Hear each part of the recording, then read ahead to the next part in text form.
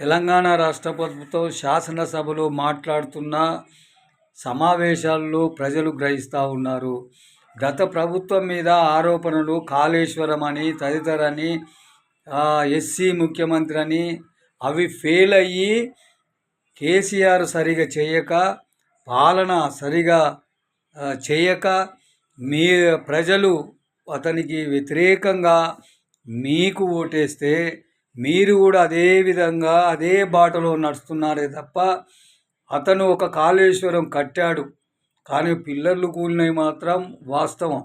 కానీ మీరు 5 ఏళ్లలో ఒక కాలువైనా ఎస్ఎల్బీసీ ప్రాజెక్ట్ అయినా కెనాల్ టన్నర్లు అయినా తీస్తే మాత్రం మీకు చాలా గ్రేట్గా ఉంటుంది. కానీ ఆర్థిక వ్యవస్థలో ఎప్పుడూ ఆర్థికంగా ట్యాక్సీల రూపంలో ప్రభుత్వానికి ప్రజలు పెరుగుతూ ఉంటే ఆర్థికంగా డబ్బులు వస్తాయి తప్ప మరి ప్రజలు లేని ప్రజల ద్వారా వచ్చే డబ్బులే మీకుంటాయి. మరి అది గ్రహించుకోవాల్సిన అవసరం ఎంతైంది? ముఖ్యమంత్రి గారిని నీ ఇంట నీ జాగలు నీ ప్రాపర్టీ నీ డబ్బులు ప్రజలకు దానం చేయమని ఎవరూ అడగటం లేదు.